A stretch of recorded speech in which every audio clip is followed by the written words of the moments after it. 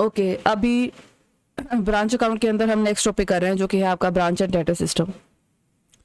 जब भी ब्रांच की सेल काफ़ी बड़ी होती है और ब्रांच क्रेडिट और कैश दोनों टाइप की सेल करती है, तो एक दूसरे मेथड भी होता है जो आपके डेटा सिस्टम जो हमने पहले पढ़ा था उसका एक अल्टरनेटिव होता है जिसको हम बोलते हैं stock and data system. Stock and data system में क्या होता है, इसके अंदर कंपनी जो है वो ब्रांच अकाउंट नहीं खोलती है। जो आपका हेड ऑफिस है अपनी बुक्स में ब्रांच अकाउंट बनाने की बजाय वो हर एक ब्रांच अकाउंट के अंदर जितनी टाइप की ट्रांजैक्शन होती है ना, जैसे स्टॉक से रिलेटेड होती है, डेटा से रिलेटेड होती है, लोडिंग से रिलेटेड हो गई, ठीक है, इस तरीके से उन सब की अलग अलग अकाउंट बनाता है। तो वो एक ब्रांच अकाउंट नहीं बनाता, वो अलग अलग कई सारे अकाउंट बनाता है और एक अकाउंट का बैलेंस दूसरे अकाउंट के अंदर वो यूज करता है। लास्ट में फिर हमारा जो भी प्रॉफिट एंड लॉस है इस पर्टिकुलर ब्रांच का वो निकल आता है। इसको हम बोलते हैं stock and data system. Stock and data system के अंदर जो आपके अकाउंट्स बनाए जाते हैं, सबसे पहले आपका होता है ब्रांच स्टॉक अकाउंट।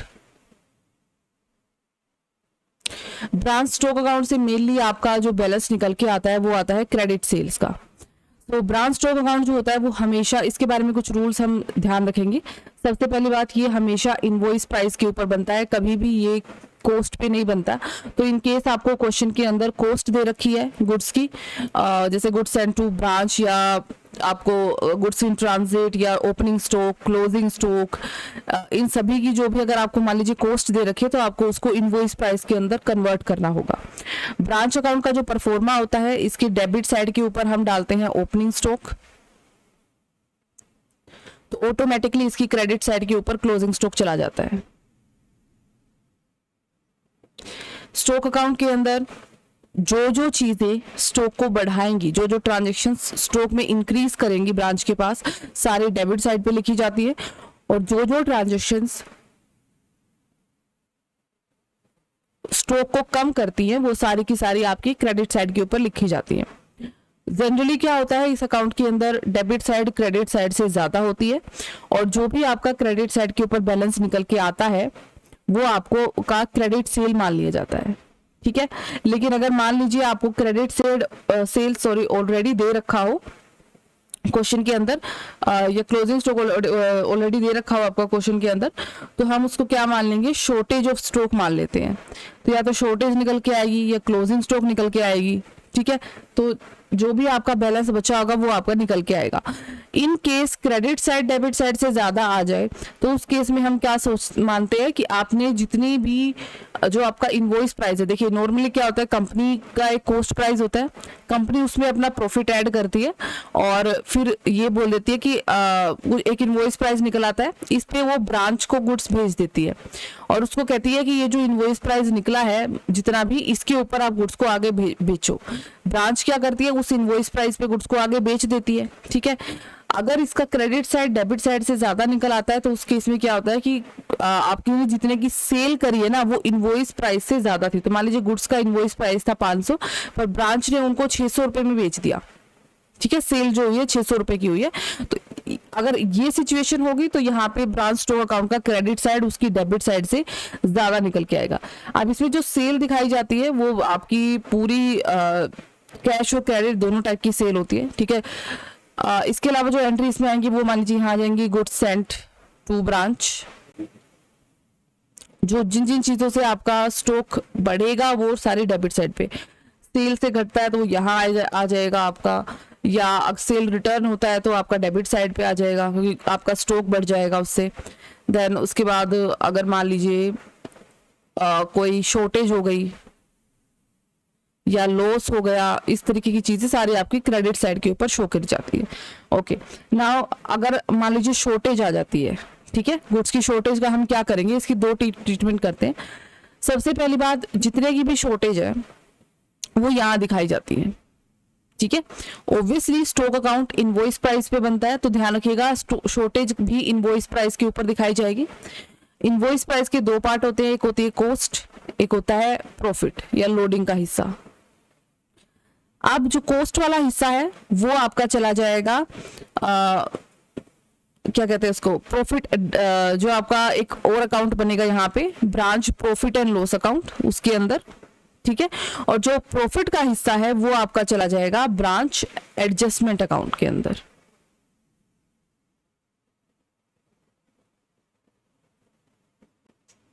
और टोटल जो इसका प्राइस है इनवॉइस प्राइस, उसके ऊपर शॉर्टेज आपकी स्टॉक अकाउंट की क्रेडिट साइड के ऊपर दिखाई जाएगी। अब आते हैं नेक्स्ट अकाउंट जो हमारा प्रिपेयर किया जाता है। नेक्स्ट अकाउंट है हमारा ब्रांच डेटर्स अकाउंट। तो ब्रांच डेटर अकाउंट जैसे हमने पहले बनाया था बिल्कुल एग्जैक्ट वैसा ही बनता है। 3 मिसिंग आइटम्स होती है हमारी, opening debtor, closing debtor and cash received from debtor. जो भी आपका साइड का बैलेंस आपका कम रहता है वही आपका बैलेंस निकल के आ जाता है, इसको बोलते हैं ब्रांच डेटर अकाउंट। ठीक है, कभी मिसिंग आइटम क्रेडिट सेल भी हो सकती है आपकी, वो भी आपकी यहाँ पे निकल के आ सकती है। अगर क्रेडिट सेल आती है ब्रांच डेटर अकाउंट में तो ऑब्वियसली बात है क्रेडिट सेल आपको ब्रांच स्टॉक अकाउंट के लिए चाहिए होती है, तो हम इसको वहां ट्रांसफर कर देते हैं। तो ब्रांच डेटर अकाउंट हमारा वैसे ही बनेगा जैसे हम पहले बनाते आए हैं। तीसरा अकाउंट होता है आपका ब्रांच एडजस्टमेंट अकाउंट। तो ब्रांच एडजस्टमेंट अकाउंट के अंदर आपका जाता है सारी की सारी loading. Okay, branch adjustment account से मेनली आपका जो ग्रोस प्रॉफिट है वो निकल के आता है, ये ध्यान रखिएगा। सारी लोडिंग आएगी इसके अंदर, जितना भी आपका ओपनिंग स्टॉक है, क्लोजिंग स्टॉक है, शॉर्टेज है, या आपका गुड्स इन ट्रांजिट है, या आपका गुड्स सेंड टू ब्रांच है, जितने भी गुड्स की आपकी लोडिंग निकाली जाती है वो सारा का सारा आपका आएगा ब्रांच एडजस्टमेंट अकाउंट में। और इसका जो बैलेंस आपको निकल के आएगा वो आपका ग्रोस प्रॉफिट या ग्रोस लॉस जो भी है वो आपका निकल के आएगा। मेनली तो आपका ग्रोस प्रॉफिट ही निकल के आता है। ठीक है, और इसको हम ट्रांसफर कर देंगे branch profit and loss account में। ठीक है, चौथा अकाउंट हम बनाते हैं ब्रांच एक्सपेंसेस अकाउंट। सो जितने भी एक्सपेंसेस होते हैं जो आपका हेड ऑफिस पे करता है या आपकी ब्रांच पे करती है, जैसे मान लीजिए आपका रेंट हो गया, सैलरी हो गई, ठीक है, डेप्रिसिएशन हो गया, आपका बेड डेट हो गया, आपका डिस्काउंट हो गया, पेटी एक्सपेंसेस हो गए, ये सारे के सारे एक्सपेंसेस जो आपके नॉन ऑपरेटिंग एक्सपेंसेस हैं या ऑपरेटिंग एक्सपेंसेस हैं जो आपके P&L अकाउंट में जैसे हम डालते हैं डेबिट साइड के ऊपर, ठीक है, वो सारे के सारे आपके यहाँ पे आ जाएंगे, ताकि इसका जो बैलेंस आएगा ना वो फिर हम क्या करेंगे ब्रांच P&L अकाउंट के डेबिट साइड पे ट्रांसफर कर देंगे। पांचवा जो अकाउंट होता है वो आता है आपका ब्रांच P&L अकाउंट। अब इस P&L अकाउंट के अंदर कौन कौन से बैलेंस ट्रांसफर होते हैं? सबसे पहले तो एडजस्टमेंट अकाउंट से इस P&L अकाउंट के क्रेडिट साइड पे ग्रोस प्रॉफिट, जैसे हम नॉर्मल P&L अकाउंट बनाते हैं तो क्रेडिट साइड पे ग्रोस प्रॉफिट जाता है, तो यहाँ से हम ट्रांसफर करेंगे ग्रोस प्रॉफिट। डेबिट साइड पे एक्सपेंसेस जाते हैं तो यहाँ से हम ट्रांसफर करेंगे इसके अंदर सारे के सारे एक्सपेंसेस।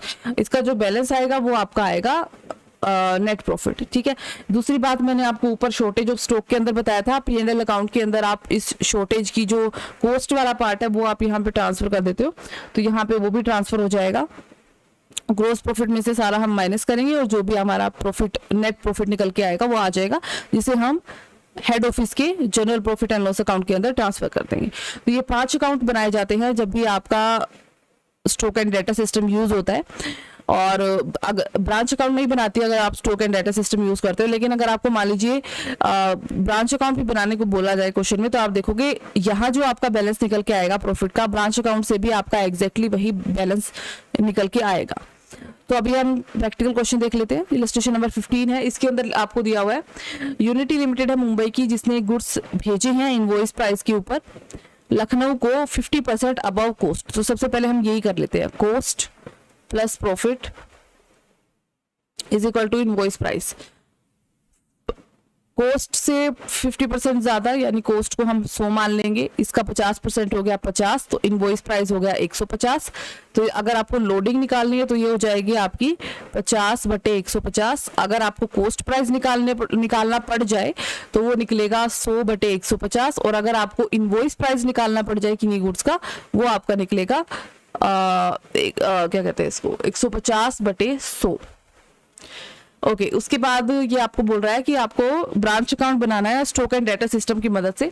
ठीक है, तो सबसे पहले हम बनाएंगे अपना पहला अकाउंट ब्रांच डेटर्स अकाउंट, क्योंकि इसका अगर मान लीजिए कोई बैलेंस क्रेडिट सेल अगर मिसिंग हुई तो वो हमें ट्रांसफर करनी होगी स्टॉक अकाउंट के अंदर। ठीक है, ब्रांच डेटर्स अकाउंट बनाएंगे तो सेम वही चीज है, जिन चीजों से डेटर बढ़ेगा वो आपका डेबिट साइड पे, जिन चीजों से डेटर घटेगा वो आपका क्रेडिट साइड पे।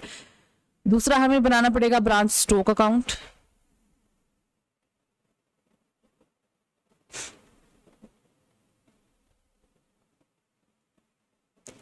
ब्रांच डेटर अकाउंट बनाते हैं, सबसे पहले डेटर का ओपनिंग बैलेंस डालते हैं यहाँ पे, ओपनिंग बैलेंस आपको दे रखा है 7800 रुपए का। ओके, इसके बाद पेटी कैश का ओपनिंग बैलेंस है, यानी हमें ब्रांच कैश अकाउंट भी बनाना पड़ेगा, ये ध्यान रखिएगा। Goods send to branch and invoice price, इसका यहाँ कोई मतलब नहीं है। क्रेडिट सेल्स आपको दी हुई है 54,000 रुपीज की, ठीक है। अब क्रेडिट सेल हमारी नोट होती है ब्रांच डेटर अकाउंट की डेबिट साइड पे, पर ध्यान रखिएगा क्रेडिट सेल हम ब्रांच स्टॉक अकाउंट के अंदर ट्रांसफर करते हैं, तो यहाँ पे जिस नाम से आप दिखाओगे वो आएगा ब्रांच स्टॉक अकाउंट, ठीक है। क्रेडिट सेल हो जाएंगे आपकी 54,000। इसके बाद गुड्स रिटर्न बाय ब्रांच, ठीक है, डिस्काउंट ये आ जाएगा आपका अलाउंस वगैरह,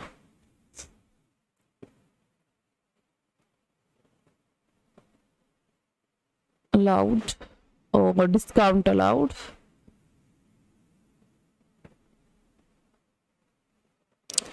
$600 और $2400। इसके बाद goods return by customer cell return है, ठीक है, इसका फर्क पड़ेगा, आपके डेटर कम हो जाएंगे। अब एक और चीज ध्यान रखिएगा, ये जो गुड्स रिटर्न बाय कस्टमर है, गुड्स अगर रिटर्न होते हैं तो आपके पास स्टॉक बढ़ जाता है, ठीक है। ये भी ब्रांच स्टॉक अकाउंट में बाद में दिखाया जाना है डेबिट साइड पे, इसीलिए हम इसे भी ब्रांच स्टॉक अकाउंट के नाम से ही शो करेंगे। तो जितनी भी गुड्स से रिलेटेड एंट्री है उसे हम ब्रांच स्टॉक अकाउंट के नाम से दिखाते हैं। ब्रांच स्टॉक अकाउंट पे चला जाएगा, ये कितना रिटर्न किया है 4500। उसके बाद बैड डेट्स हैं, बैड डेट से आपका बैलेंस कम हो जाएगा 1200। अच्छा, उसके बाद कैश रिसीव्ड फ्रॉम डेटर, ठीक है। अभी एक चीज ध्यान रखिएगा, ये जो कैश रिसीव्ड फ्रॉम डेटर है, कैश पैसा आपके पास आया है और जैसे कि मैंने आपको बताया था हमें cash account branch cash account बनाना पड़ेगा, तो ये कैश जो है उस ब्रांच कैश अकाउंट में दिखाया जाएगा, इसीलिए हम इसे ब्रांच कैश अकाउंट के नाम से यहाँ पे शो कर देंगे 45,000, ठीक है। इसका कोई मतलब नहीं है, इसका कोई मतलब नहीं है। तो अब हमारे पास जो बैलेंस आएगा वो आएगा क्लोजिंग बैलेंस डेटर्स का, ये बैलेंस आपका निकल के आएगा 8100 रुपए, ठीक है। दोनों साइड का टोटल करेंगे 61,800 और यहाँ पे भी 61,800। अब हमें बनाना है स्टॉक अकाउंट, तो इसकी शुरुआत हम ओपनिंग बैलेंस से करेंगे। ओपनिंग बैलेंस आपको दिया हुआ है 21,000, ठीक है। अभी यहाँ पे ध्यान दीजिएगा, जो जो चीजें हमने एक बार जो ब्रांच डेटर अकाउंट में से यहाँ पे ट्रांसफर करनी है वो हम निकाल लेते हैं। एक तो ब्रांच स्टॉक अकाउंट का 54,000 का बैलेंस आपको ट्रांसफर करना है, ये डेबिट साइड पे था। टू ब्रांच स्टॉक यहाँ पे आ जाएगा आपका, ठीक है, क्रेडिट साइड के ऊपर बाई ब्रांच डेटर्स अकाउंट 54,000। ये 54,000 थे भी किस चीज के, ये रहा क्रेडिट सेल्स। तो मैंने बताया था स्टॉक जिससे कम होगा वो आपका सारा का सारा क्रेडिट साइड पे आएगा, और सेल से ऑब्वियसली आपका जो स्टॉक है वो कम होता है, ठीक है। दूसरी चीज यहाँ पे एक और है ब्रांच स्टॉक अकाउंट, कस्टमर ने लौटाया था तो स्टॉक हमारा बढ़ गया तो इसलिए डेबिट साइड पे आएगा, सॉरी ब्रांच डेटर अकाउंट के नाम से आएगा ये।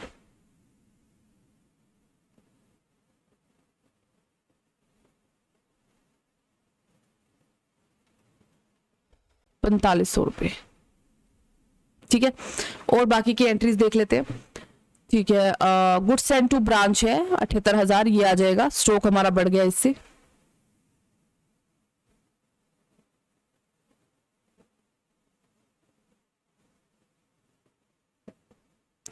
उसके बाद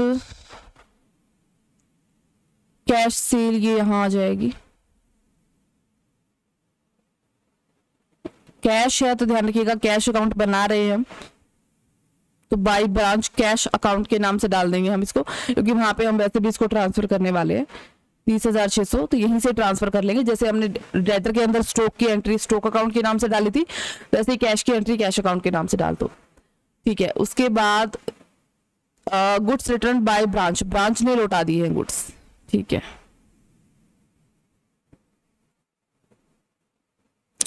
तो इसको हम डालते हैं गुड्स सेंड टू ब्रांच के नाम से क्रेडिट साइड पे, ये तो याद ही होगा आपको, ब्रांच अकाउंट में भी हम सेम चीज करते थे, 6,000 रुपए के। ओके, उसके बाद आपको क्या दिया हुआ है यहाँ पे, स्टॉक का क्लोजिंग बैलेंस दिया हुआ है।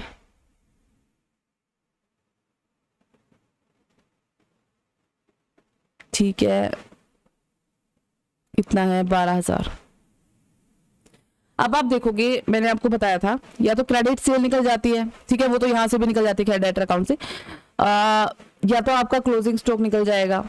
ठीक है, अगर मान लीजिए डेबिट साइड क्रेडिट साइड से ज्यादा हो, क्लोजिंग स्टॉक भी दिया हुआ है हमें, बाकी सारी चीजें भी दी हुई हैं, तो जो चीज अगर अभी भी अगर आपका क्रेडिट साइड का बैलेंस कम आ रहा है, तो जो आपका मिसिंग फिगर यहाँ पे आएगी वो आएगी शॉर्टेज की। और ये चीज ध्यान रखिएगा, ये जो शॉर्टेज यहाँ पे आ रही है ये इनवॉइस प्राइस के ऊपर आ रही है। तो मैंने जो आपको बताया था, इस इनवॉइस प्राइस को 2 पार्ट्स में हम डिवाइड कर देंगे। एक तो होगा आपका कॉस्ट, एक होगा आपका लोडिंग। लोडिंग चली जाएगी आपकी एडजस्टमेंट अकाउंट में, और आपका जो कॉस्ट है वो चली जाएगी प्रॉफिट एंड लॉस अकाउंट के अंदर। ठीक है, इसका टोटल हो जाएगा आपका 1,03,500।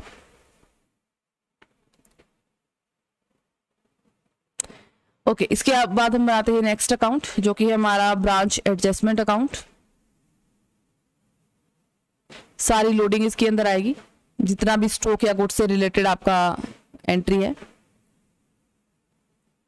इस क्वेश्चन को ध्यान से देखिएगा, क्योंकि इसके बाद की जितने भी क्वेश्चन है मैं उसमें सिर्फ जो एक्स्ट्रा चीज है, जो नई चीज आएगी वही बताऊंगी आपको, तो इसीलिए मैं इसको डिटेल में आपको एक्सप्लेन कर रही हूँ।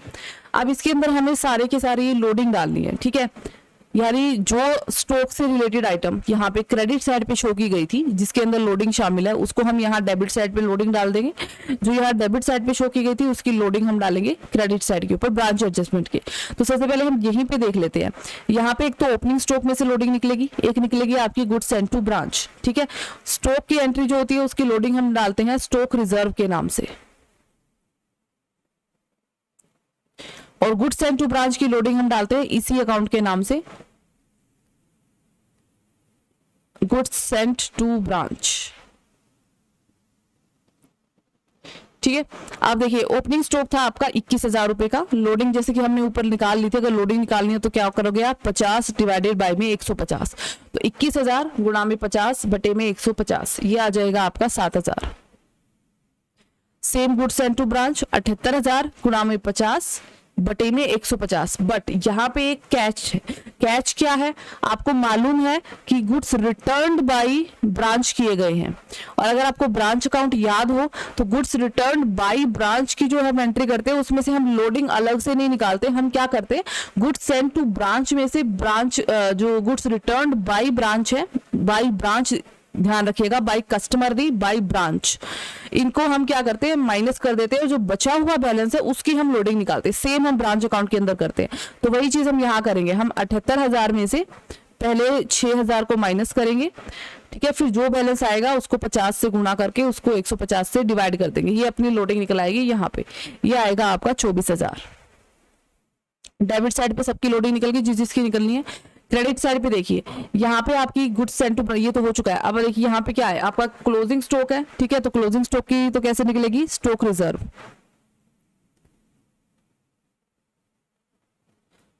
12,000 है, गुणा में 50 बटे में 150, ये आ जाएगा आपका 4,000। ठीक है, दूसरी चीज यहाँ पे है शॉर्टेज, तो वही मैंने बताया था, शॉर्टेज जो होती है उसकी लोडिंग आप यहाँ डाल दोगे एडजस्टमेंट में, और बाकी कॉस्ट आप डाल दोगे ब्रांच P&L अकाउंट में।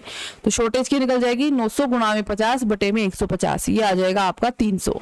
ठीक है, बाकी का जो बैलेंस होता है इस अकाउंट का वो चला जाता है सीधा का सीधा ब्रांच P&L अकाउंट में एज ग्रोस प्रॉफिट। तो यहाँ पे इसका टोटल करेंगे हम, ये आ जाएगा 31,000। 31,000 में से ये माइनस करेंगे, ये आ जाएगा आपका 26,700। ये है आपका ग्रोस प्रॉफिट, ये ट्रांसफर हो जाएगा ब्रांच P&L अकाउंट में।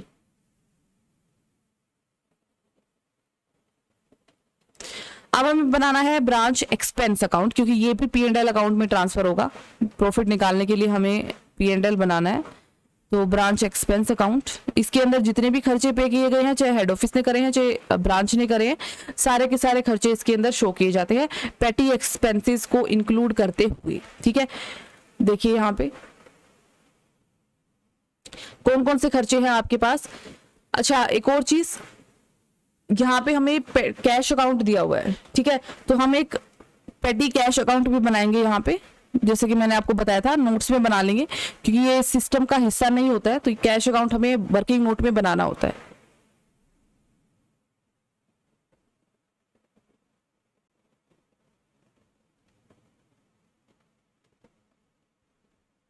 तो इसका ओपनिंग बैलेंस चला जाएगा, क्योंकि हमें एक्सपेंसेस निकालने हैं। वैसे तो एक्सपेंसेस निकालने के लिए अगर आप देखो अकाउंट बनाने की बजाय अगर आप इसको सीधा वैसे भी देखो तो ओपनिंग में से क्लोजिंग बैलेंस माइनस कर दो, जो आए बचेगा वो आपका एक्सपेंस है, सीधी सी बात है, ठीक है। लेकिन इसको आप अकाउंट बना के भी शो कर सकते हो, ज़्यादा ठीक लगता है। तो ये आ जाएगा आपका यहाँ पे ओपनिंग बैलेंस आपको दिया हुआ है 1200 रुपये का, ठीक है। क्लोजिंग बैलेंस आ जाएगा हमारा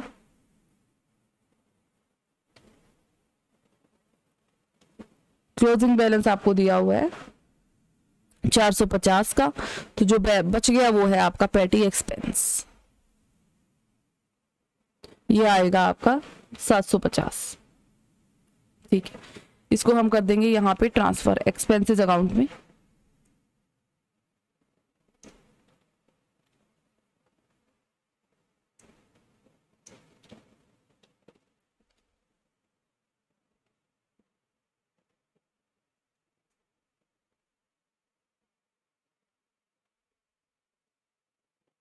एक चीज तो ये हो गई, ठीक है। बाकी के जितने भी आपके एक्सपेंसेस सारे यहाँ डाल देंगे, मतलब जो आपका P&L अकाउंट के डेबिट साइड पे बेसिकली जो जो जाता है वो सारी चीजें कौन कौन सी जाती है। अलाउंस टू कस्टमर ये जाता है, डिस्काउंट अलाउड जाता है, बेड रेट जाते हैं, ठीक है।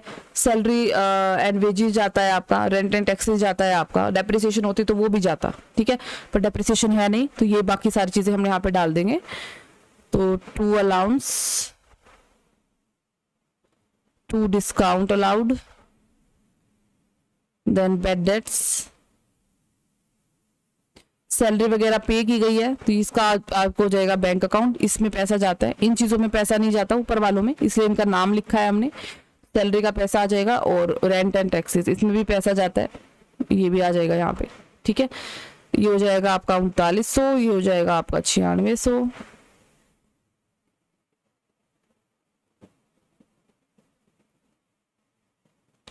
क्रेडिट साइड पे आ जाएगा आपका सारे के सारे खर्चे उठा के आप P&L अकाउंट में डाल दोगे।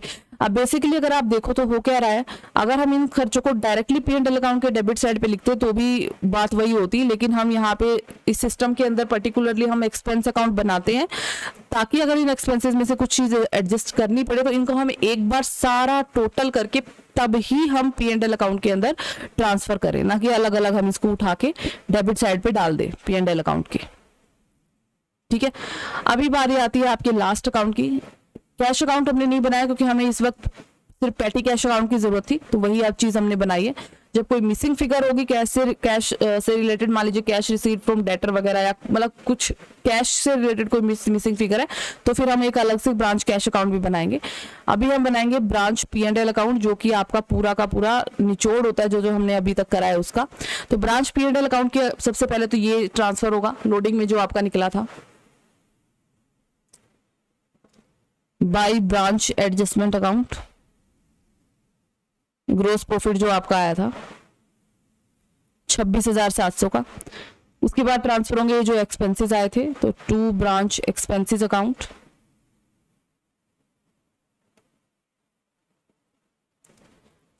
ये आए थे आपके 18,450, ठीक है।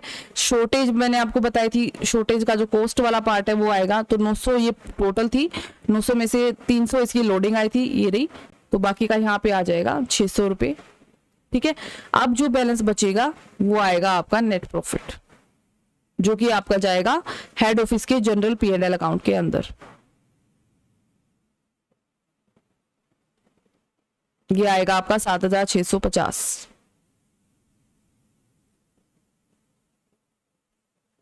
तो इस तरीके से करेंगे हम, अगर हमें स्टॉक एंड डाटा सिस्टम की मदद लेनी है। नेक्स्ट इलस्ट्रेशन की तरफ चलते हैं। अभी हम मैं सिर्फ आपको जो अलग चीज है या कोई इंपॉर्टेंट पॉइंट यहाँ पे आएगा सिर्फ वही बताऊंगी। दूसरी चीज, इसके अंदर आप ब्रांच अकाउंट भी बना सकते हो। मैंने ब्रांच अकाउंट आपको नहीं बना के दिखाया क्योंकि वो हम पहले भी बना चुके हैं, तो आप खुद से बना के देख सकते हो। उसमें भी आपको जो प्रॉफिट निकल के आएगा वो 26,700 रुपये का ही आएगा।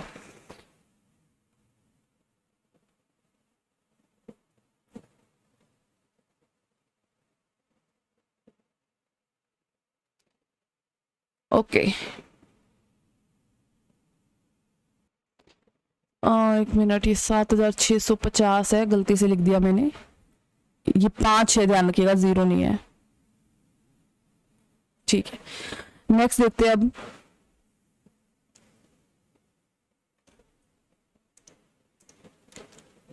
सिक्सटीन का इलस्ट्रेशन है, कंपनी है, इसकी ब्रांच लखनऊ में है, एक्सपेंसेस सारे हेड ऑफिस पे करता है, गुड्स इनवॉइस किए जाते हैं, कॉस्ट प्लस 33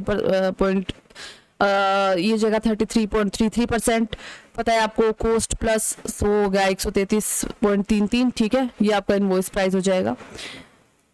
ओके, इसके अंदर कुछ अलग है, return to head office, shortage, debtor का opening closing balance, sales return, cash receipt, cash sales, salary and wages, goods in transit.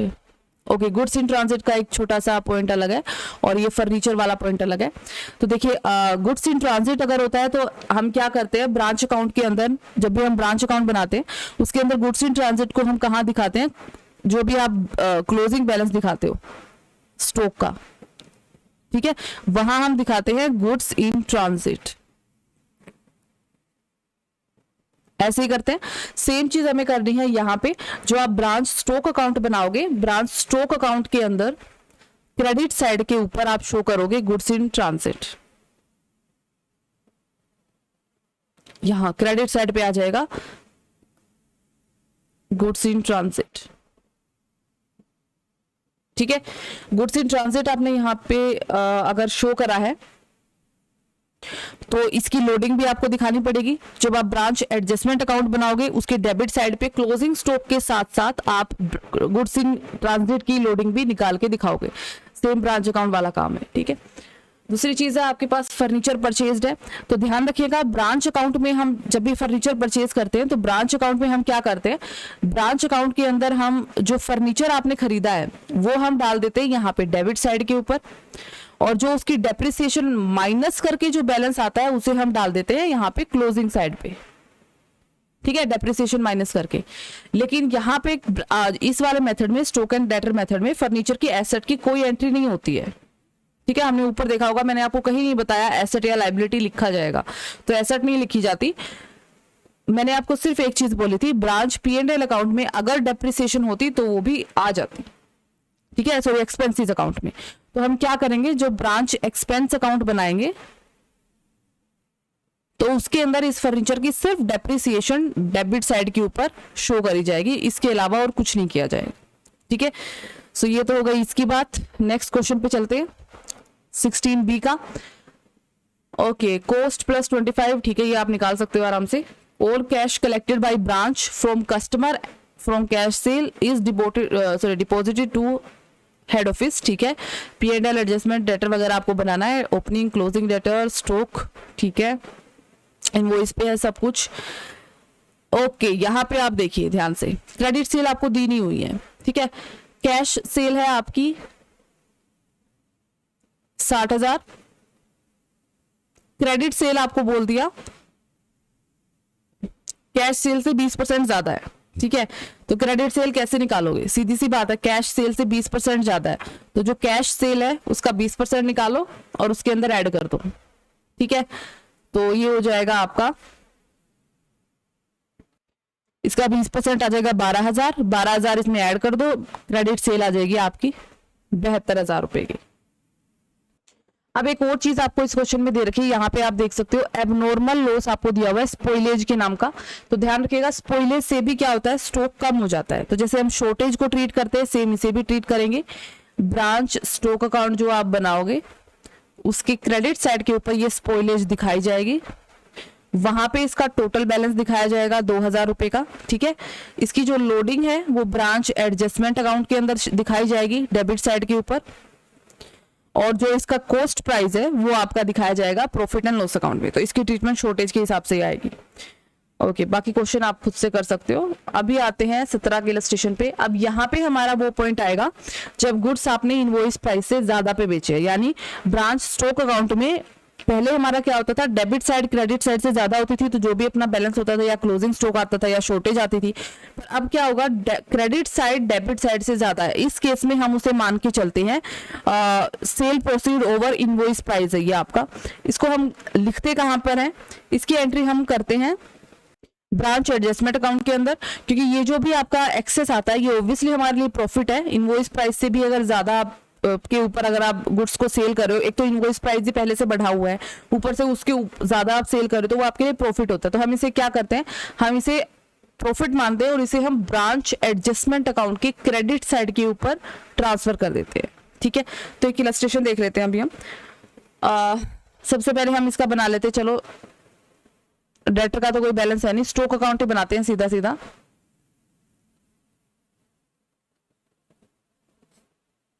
ठीक है, देखिए ओपनिंग स्टॉक है 5,000, गुड्स एंड टू ब्रांच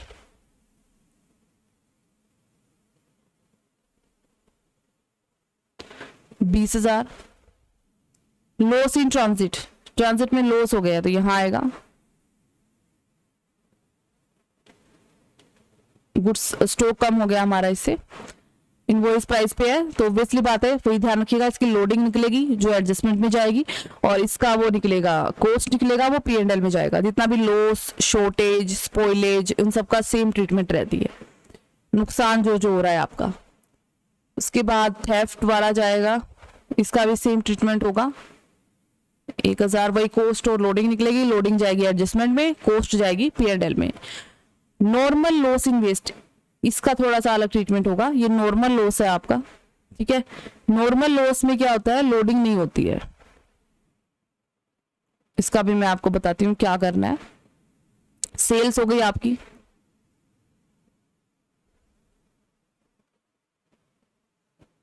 25,500,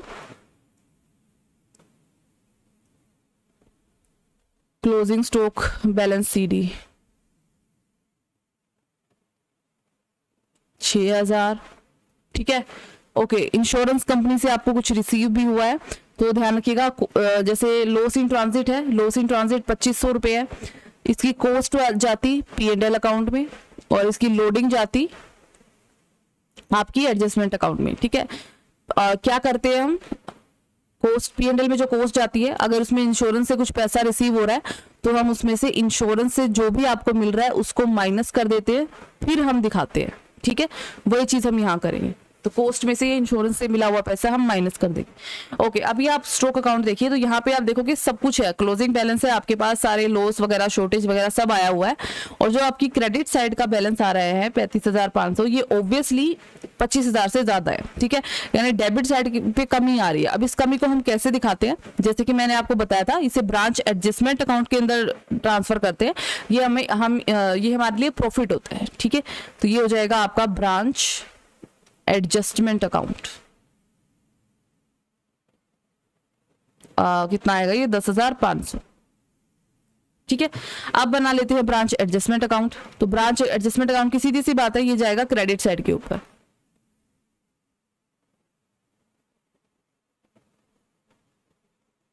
यहां आ जाएगा आपका by branch stock account.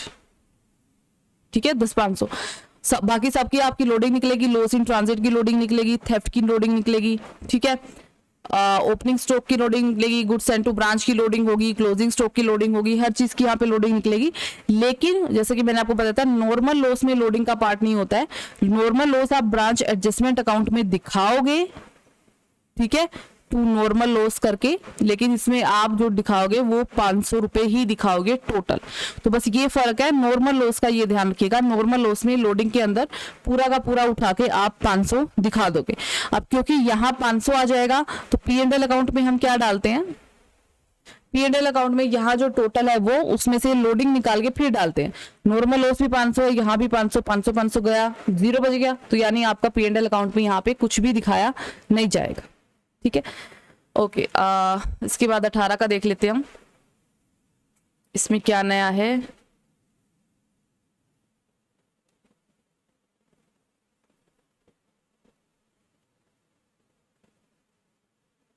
Branch को cash, sorry goods receive हो रहे हैं, गुड्स रिसीव्ड बाय ब्रांच, ठीक है। तो वो गुड्स सेंट टू ब्रांच और गुड्स रिसीव्ड बाय ब्रांच, वो वाला पॉइंट ध्यान रखिएगा, हमें गुड्स सेंट टू ब्रांच चाहिए होता है। तो इससे रिगार्डिंग कुछ और है यहाँ पे।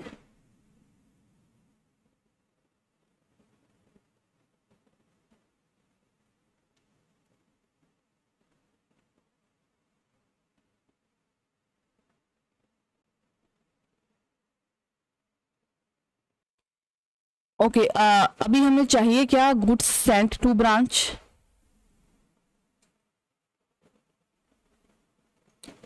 और हमें दिया क्या हुआ है, गुड्स रिसीव्ड बाय ब्रांच, यानी मे भी कुछ गुड्स इन ट्रांजिट हो सकता है, ठीक है। गुड्स रिसीव्ड बाय ब्रांच का इनवॉइस प्राइस है 12 लाख। अगर कोई गुड्स इन ट्रांजिट है तो यहां इसमें ऐड हो जाएगा, ठीक है। निकालते हैं या नहीं है। आप यहां देखोगे गुड्स सेंट टू ब्रांच दिया हुआ है पर उसका कॉस्ट दिया हुआ है। हम हमेशा इनवॉइस लेते हैं। इनवॉइस कितना है, 100 प्लस में 125, ठीक है। यानी ये जो 10 लाख की कॉस्ट दे रखी है गुड्स सेंट टू ब्रांच, ये है कॉस्ट प्राइस 100 के बराबर, हम 125 के बराबर निकाल लेंगे।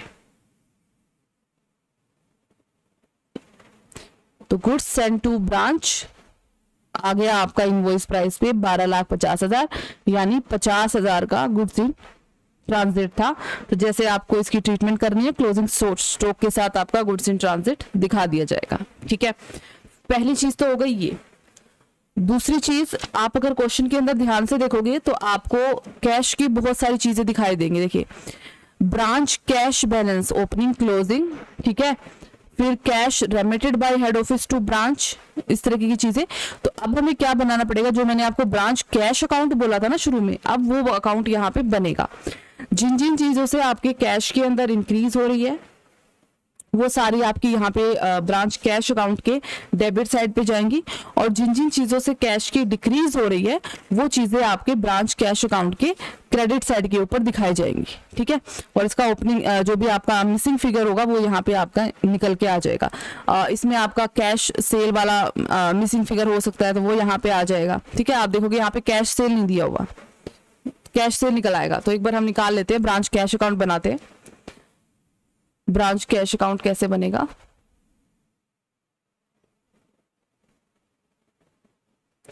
वही बात है, एसेट है तो ओपनिंग बैलेंस डेबिट साइड के ऊपर आएगा, और अगर क्लोजिंग बैलेंस दिया हुआ है तो क्रेडिट साइड पे दिया ही होगा, ठीक है। मेनली कैश सेल ही निकलती है। ये ओपनिंग क्लोजिंग बैलेंस 60,000 और 40,000। अब जिन जिन चीजों से कैश बढ़ रहा है सारा का सारा डेबिट पे उठा के डाल दो। किन किन चीजों से बढ़ रहा है, देखिए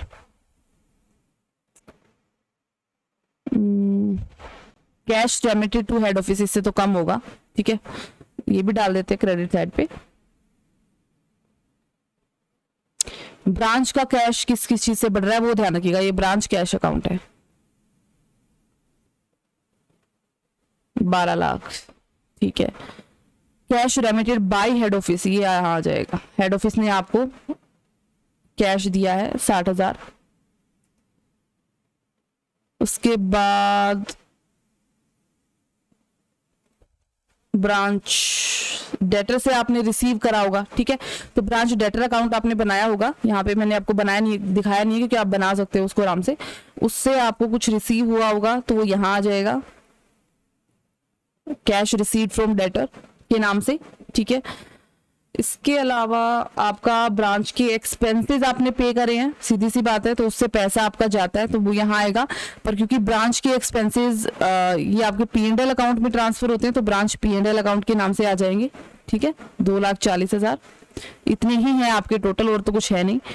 बाकी का जो बैलेंस आएगा वो आएगा आपका कैश सेल, और क्योंकि कैश सेल जो होती है वो ब्रांच स्टॉक अकाउंट में दिखाई जाती है तो हम उसे ब्रांच स्टॉक अकाउंट के नाम से यहाँ पे शो कर देंगे। बस ये बनेगा आपका ब्रांच कैश अकाउंट। तो ध्यान रखिएगा, जिन चीजों से कैश बढ़ता है वो आएगा डेबिट साइड पे, जिन चीजों से कैश घटता है वो आएगा क्रेडिट साइड पे। जो चीजें आप डाल रहे हो जिस अकाउंट में आती हैं उसके नाम से, जैसे डेटर से कुछ भी रिसीव होता है वो हम ब्रांच डेटर अकाउंट में डालते हैं तो ब्रांच डेटर अकाउंट के नाम से कैश सेल आपकी स्टॉक अकाउंट में जाती है तो ब्रांच स्टॉक अकाउंट के नाम से, एक्सपेंसेस को P&L अकाउंट में डाल दिया जाता है तो इसलिए ब्रांच P&L के नाम से सारे के सारे खर्चे यहाँ पे दिखाए जाएंगे। ओके, इसमें वैसे भी एक्सपेंसेस अकाउंट बनाने की जरूरत नहीं है क्योंकि जितने भी यही आपके खर्चे टोटली करके दिया हुआ है आपको, ब्रांच एक्सपेंसेस 240, तो एक्सपेंस अकाउंट की जरूरत ही नहीं है। 18th के बी में क्या डिफरेंट है, इंश्योरेंस वाला पॉइंट है कि आपको मालूम ही है कैसे करना है।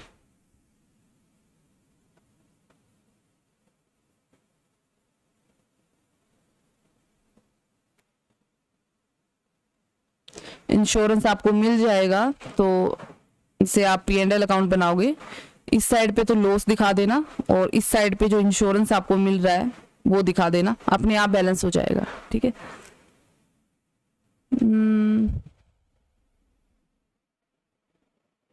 आई थिंक बाकी तो आपका निकल ही जाएगा। ओके, 19 का और देख लेते हैं हम एक बार। 19 वाले में थोड़ी सी देखिए कैलकुलेशन है। कुमार टेक्सटाइल लिमिटेड है जिसका हेड ऑफिस है दिल्ली में और इन गुड्स इनवॉइस करते हैं branch at 20% less than list price which is cost plus 100%। देखो क्या क्या चीजें होती है हमारे पास, कॉस्ट होती है, ठीक है, प्रॉफिट होता है, इनवॉइस प्राइस निकल के आता है, यहां इन्होंने एक और चीज बोल दी, लिस्ट प्राइस। ठीक है, क्या कह रहे हैं पढ़ो, देखो इनवॉइस प्राइस कितना है 20% less than list price, list price का 20% कम है आपका इनवॉइस प्राइस, और लिस्ट प्राइस कितना है कॉस्ट प्लस 100%। ठीक है, यानी कॉस्ट अगर 100 है तो प्लस 100%, इसका 100% कितना हो गया 100, ये है आपका लिस्ट प्राइस। ठीक है, कितना 200। इनवॉइस प्राइस कितना है, लिस्ट प्राइस माइनस 20%, माइनस 20% कितना होगा इसका 20%, 40। ये है आपका इनवॉइस प्राइस यानी 160 रुपए। तो ये चीज आप ध्यान रखेंगे। ठीक है, इसकी जो लोडिंग निकल के आएगी वो आपकी आएगी, देखिए लोडिंग कितनी है यहाँ पे,